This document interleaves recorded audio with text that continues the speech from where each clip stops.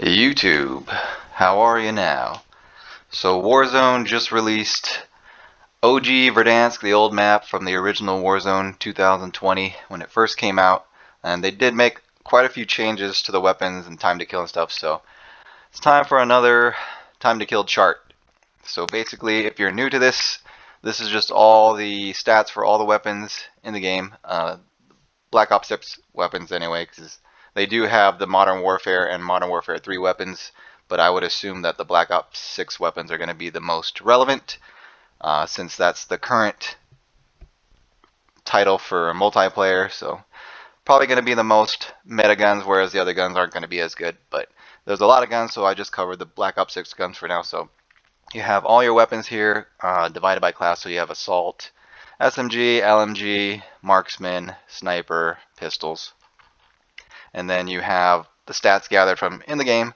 But big shout out to True Game Data for testing all the stats and compiling it on his website. I'll leave a link in the description to his website, truegamedata.com. But big shout out to him for gathering all the stats. SimGG also does the stats too, but they take a little bit longer to update their website. So gathered all the stats from him. So you have your aim down sight time, your sprint to fire time, your magazine capacity, reload speed, bullet velocity, rate of fire, your damage values for head, upper torso, lower torso. So there are limb multipliers or limb damages for like arms and legs, which can vary, but to keep things simple, I've just focused on these three damage zones. Your damage per second with those damage values, and then the damage values based on the ranges and the drop-offs and that kind of stuff. So just scroll through these real quick. That way you can take a look at them, see how they add up. And then over here you're going to have your time to kill in milliseconds. So these numbers here are your theoretical time to kill in milliseconds. So the fastest time to kill possible if you're hitting every shot at the fastest fire rate possible. So if you're missing shots due to recoil or enemy movement or just bad aim, obviously you're not going to be getting these numbers here. But this is just your theoretical fastest time to kill. So the fastest time to kills are going to be in red. So for whatever zone you're going for, so they're compared from head to head, upper to upper, lower to lower. That way it's consistent across the board and for every range. So red's going to be the best time to kill. Orange is going to be within 50 milliseconds of that best time to kill. Yellow is within 100 milliseconds. Light green is within 150. Dark green is within 200, so on and so forth. So ideally, you're going to want red, orange, yellow. Those are going to be the most competitive. Light green, if the recoil is good enough to merit, but beyond that, these aren't going to be very competitive. These down here especially. So we'll look at the assault rifles. Your highest DPS gun is going to be the AK-74 to the body, whereas the CR-56 AMAX has the highest DPS to the head and also really good DPS to the body too. So AK-74 is actually really good out to about 40 meters. Headshot potential is not as good because the damage isn't as high as like the CR5 AMAX for the head, but body shots, whether it's upper torso or lower torso, is either the fastest or one of the fastest time to kills out to 40 meters. So a really good gun for like a sniper support. So using this close quarters and sniper for longer ranges. It's really good at long range too if you're hitting upper torso and lower torso, but it does have some weird drop offs where it's not the greatest in that mid range to like 45 to 50 meters. If you're hitting lower torso, it's not very good compared to some of the better guns that kill a lot faster in that range, but very good gun overall. Let's look at the new guns. So CR5 AMAX. I did have the Grau included in here, the Grau conversion for the SWAT 5.56, which is a marksman rifle, but it's more comparable to the assault rifle, so I put it in here as well. It's also in the marksman rifle category too, and then the Kilo 141. Those are the new guns. So CR5 AMAX is very good with that headshot potential. It's not the best like rewarding upper torso shots, but if you mix some headshots in there, it can lower that time to kill as well. But overall, it's a very, very good gun. It's slower firing though, just like the AK-74, so it's a little less forgiving than the faster shooting guns. But if you can hit your shots and accurate with your shots, it's a very good gun. So at any range, it's really good. It's just not the greatest in that initial 40 meter range if you're hitting all upper torso. So you're gonna have to mix in some headshots to lower that time to kill to the upper torso, if you're accurate with upper torso shots. But it is forgiving if you're hitting the lower torso. So got to get in those headshots to make it as good if you're also accurate with the upper torso shots. The Grau 5.56 is decent. Not the greatest with the headshot potential. Same thing for the upper torso, but it is forgiving with that lower torso and still competitive. So if the AMAX is good at 665,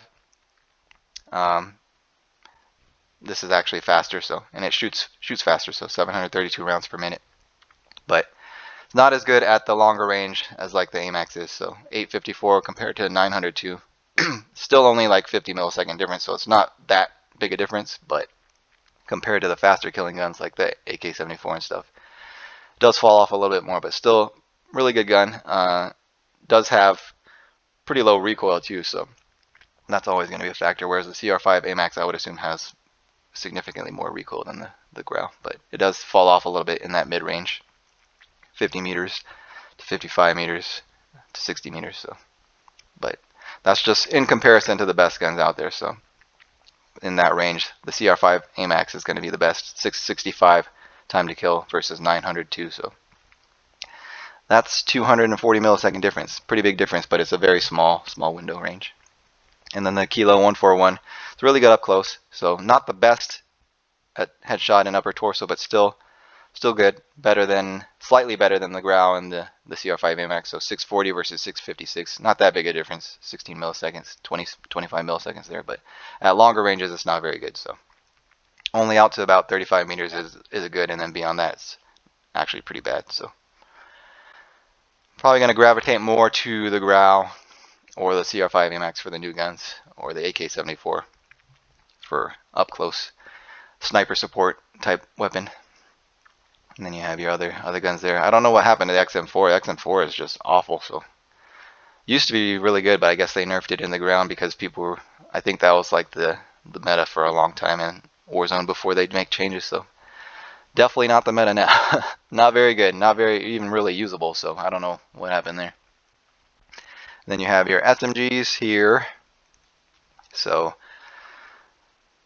let's see what the standouts are here. Compact 92, obviously, because it has the fastest fire rate, it's going to be one of the highest DPS guns, but it does also have one of the fastest time to kills at any range for the SMGs too. But you have to hit a lot more shots because it does do less damage, but has that fast fire rate to make up for it. So one of the most forgiving, but also probably one of the harder guns to use, especially at longer ranges or against moving targets, because you have to hit quite a few shots to get those time to kills. But everything seems somewhat usable up close.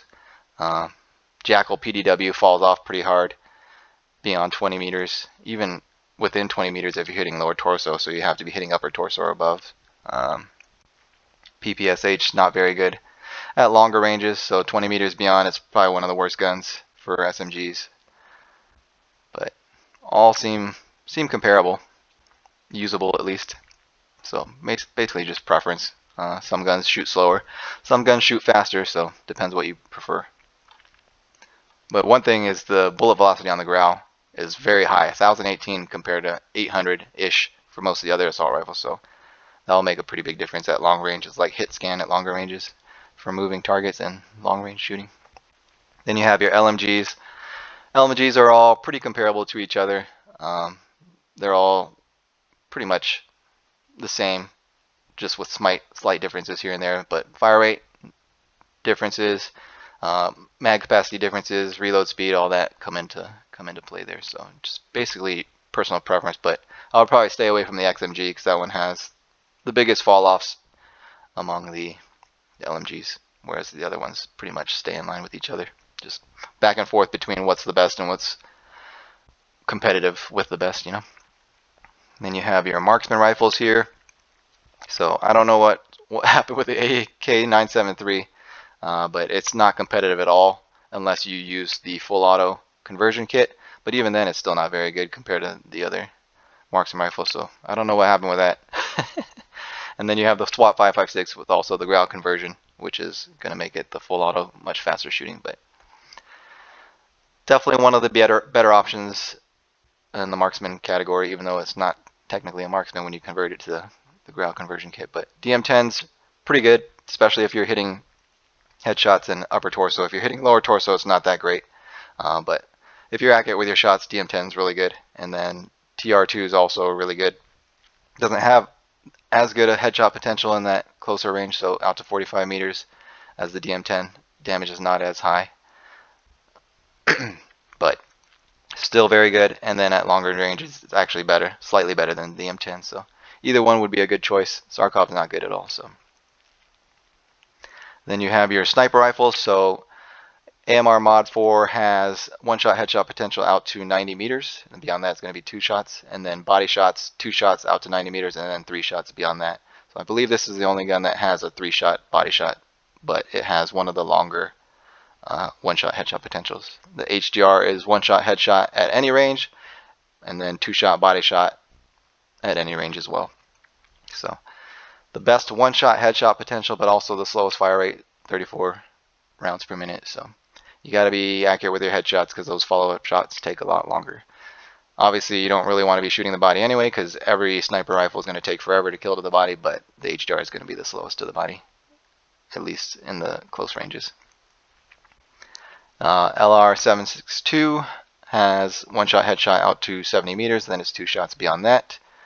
LW3A1, one-shot headshot out to 60 meters, and then 2 shots beyond that. And then the SVD is the only one that doesn't have a one-shot headshot potential, but 500 millisecond if you're hitting the head out to 55 meters, and then beyond that, it's going to be more shots. But even the body shot time to kill is not very competitive, even among the sniper rifles. So definitely don't want to be going for the body. Really don't really want to be going for the head either, because SVD doesn't really compare to the other sniper rifles. Used it more like a marksman rifle, I would say. But even marksman rifle doesn't compete with the body shot time to kill. So don't really know what's going on with that either, you know. Some guns just don't seem to make any sense, but it is what it is. And then you have your pistols. So best pistol for time to kill is going to be the Grekova. Has the highest DPS to the body, and then the fastest time to kill to the body, torso and upper torso, at every range except this 20 to 25 meters to the upper torso. Which one's faster? The 9mm PM. So that's the only time it's the fastest time to kill. Pistol is in that small range, but Grekova is the fastest everywhere else, so that's probably going to be your best bet, unless there's like a full auto. I'm not sure which, if any of these are full auto.